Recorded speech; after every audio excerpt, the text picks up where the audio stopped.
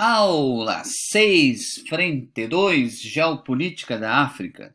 Bom, sempre que a gente fala da África, a gente tem que lembrar, é um continente extremamente populoso, né? Afinal, são 30 milhões de quilômetros quadrados, só para você ter uma ideia, o Brasil tem 8 milhões e 547 mil quilômetros quadrados, tem uma coisa gigante, onde você tem o continente mais populoso do planeta.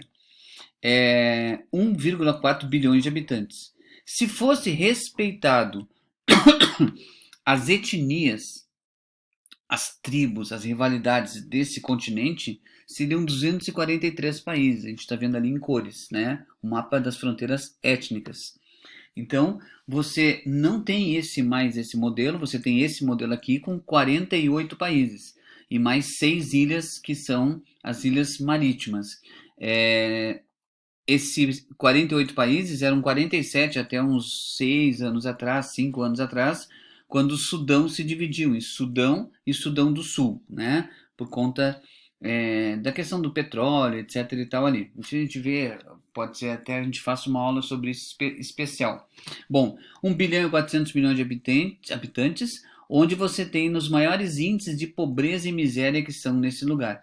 Se a gente está falando de coronavírus aqui, na África você teve o ebola, uma crise gigantesca de ebola. Então, nós tivemos agora também, no final do ano, uma crise gigantesca na alimentação por conta de uma invasão de gafanhotos. E também o coronavírus está chegando lá também, tá? Então não é uma coisa só de um continente, dois ou três, né? É de todos os continentes, a África também está sofrendo essas ações.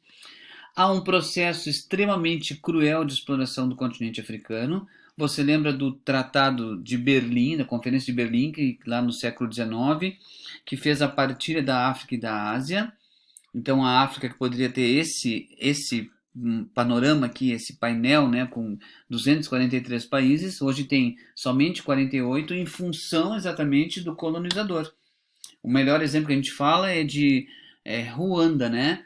Ruanda, os belgas dominam como colônia, dividem negros mais altos e negros mais baixos, de nariz mais fino, de pele um pouco mais clara, e fazem Hutus e Tutsis, e por consequência fazem um problemão tribal e étnico naquela região.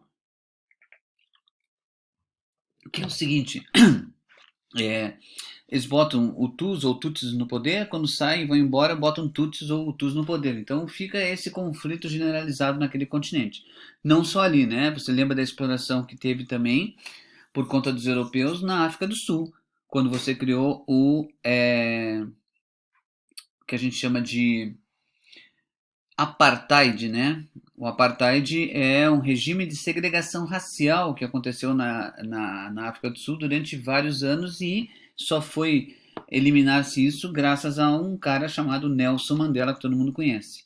É o lugar em que tem o maior índice de refugiados do mundo, onde tem as causas para as pessoas migrarem de um lugar para outro é a fome, que é extremamente gigantesca, a seca, a desertificação, os conflitos étnico-nacionalistas.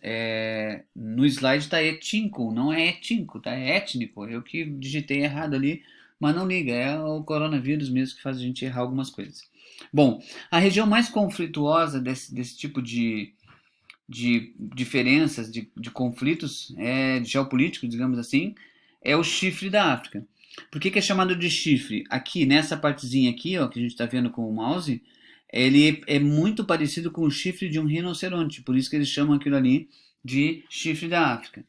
É uma das regiões que tem maiores conflitos. Ali você tem a Eritreia, você tem a Etiópia, você tem o Djibouti, você tem a Somália. São os 4 grandes países que fazem parte dessa região e que são as partes mais pobres, mais desgraçadas, mais, humilhadas da história do homem na África, tá? É onde você tem maiores índices de fome, de miséria, de massacres, cara, é onde tem ali um grupo dos Médicos Sem Fronteiras também estão por ali, mas é uma tristeza só, né? A gente que já percebeu isso, já esteve por essas áreas, sabe como é que é a situação. Também nós temos ali a África colonial, a questão do Sudão, né? O Sudão que se separou há pouco tempo. Então, esse processo de África colonial difere-se da África descolonizada. Como é que se entende isso? A África colônia é resultado da Conferência de Berlim. A partir do final da Segunda Guerra Mundial, a Europa está na chão, destruída. Por consequência, você vai ter então uma necessidade de você parar de gastar dinheiro com colônias, porque você precisa usar esse dinheiro para fazer a reconstrução da Europa, então você acaba abandonando, digamos assim, as colônias e decretando para eles, vocês podem fazer independência, ei, que legal, aquela coisa, mas não é uma coisa de graça, né? Foi feito uma coisa bem mais de acordo com os interesses dos próprios europeus. E foi criada também durante um tempo aí, eu acredito que foi não lembro agora qual o ano, mas eu acho que foi em 63, 64 que se criou-se a União Africana. Na verdade, a gente chama de Organização da Unidade Africana. É um grupo que não conseguiu evoluir como como política econômica, porque tem divisões e grandes problemas internos, mas era uma tentativa inspirada na Europa de criar uma comunidade econômica africana, né? Um grupo de africanos de países que seria então uma um blocão, né, de auxílio mútuo, mas por conta dessas divergências que existem acaba não funcionando de uma forma efetiva. Tudo bem? Bom, vamos para a aula número 7, que fala das novas áreas de influência do século XXI, que a gente chama isso, na verdade, de BRICS. Brasil, Rússia, Índia, China e South África, ou República Sul-Africana. O Brasil é a nona economia mundial, a Rússia é a 12ª economia mundial, a Índia é a sétima, a China é a segunda, provavelmente a primeira por conta da crise norte-americana, mas a gente vai ver só no final do ano, e a República Sul-Africana que é a 32ª. Sempre lembrando que esse termo BRICS foi criado pelos britânicos, né, da Goldman Sachs, o Jim O'Neill, com o acrônimo da primeira letra. Lembrando também que tanto o Brasil como a República Sul-Africana não pertencem mais, né? Por que não pertencem mais? Porque não pertencem como países emergentes.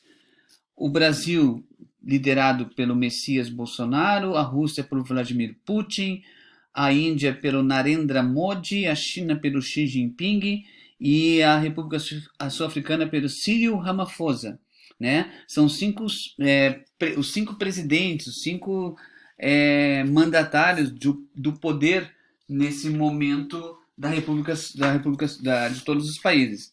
Então há uma ideia de você trabalhar com essas novas áreas de influência no sentido de você ter um grande blocão que, olha só, China 1 bilhão e 400 milhões, a Índia 1 bilhão e 300 milhões, mais os 300 milhões da Rússia, mais 200 milhões do Brasil, cara, quase a metade da população mundial está nesse bloco, tá?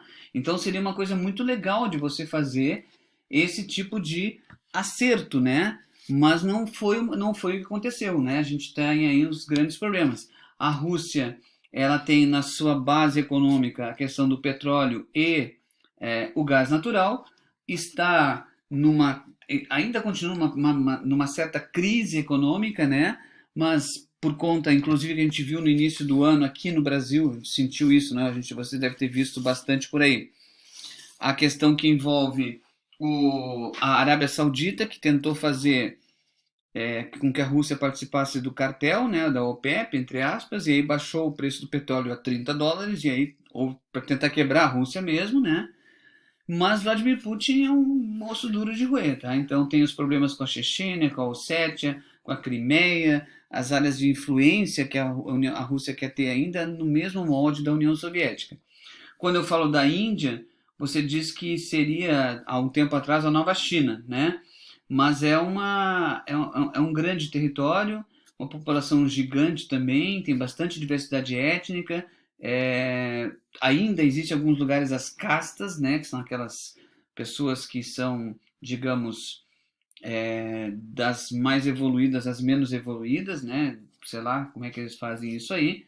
Num país de hindus, né? Que geralmente não comem nenhum tipo de animal, né? Então são mais ou menos vegetarianos, mas que é um poder de paridade de compra, por exemplo, por parte do Banco Mundial, é o terceiro lugar, atrás da China e dos Estados Unidos, tá? Porque eles ganham razoavelmente melhor do que a gente aqui, por exemplo, no Brasil, tá? É uma economia e indústria bem dinâmica, de forma mista, com empresas particulares, privadas, estatais também.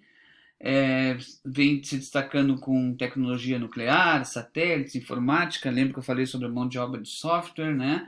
Então é uma nação que se destaca bastante ainda, né? Tem um bom potencial de crescimento. A China já é uma outra coisa, né? É a invenção, desculpa, é a nação inventora de pólvora, bússola, papel. Teve lá uns 5.000 anos de fome, e aí você tem um troço estranho, né? Que a gente chama de socialismo de mercado. Eu não falo isso socialismo de mercado, né? Eu falo que o governo chinês, ele continua usando uma ditadura como maneira de controlar a população, mas usa o capitalismo da melhor forma para ganhar dinheiro. Então, esse tipo de questão na China é muito clara quando você fala do que a gente chama de socialismo. É uma ditadura, é um partido único, PCC, né? Quem manda é eles, e aí tu obedece e seja o que Deus quiser. Só que eles utilizam bastante o capitalismo para ganhar dinheiro. A República Sul-Africana dispensa comentários, né? Extrativismo mineral, principalmente ouro, né? E alguns outros minérios, mas que continua cada vez menos por conta da instabilidade da política. Há pouco tempo o presidente, o Ruma, né? Ele acabou perdendo a eleição por um monte de processo que tinha de corrupção contra ele, aquela coisa toda, e virou essa coisa toda que é a África. Bom, a gente continua na próxima aula com a última aula da apostila 2, que é a aula número 8, que a gente vai falar de comércio. Tudo bem?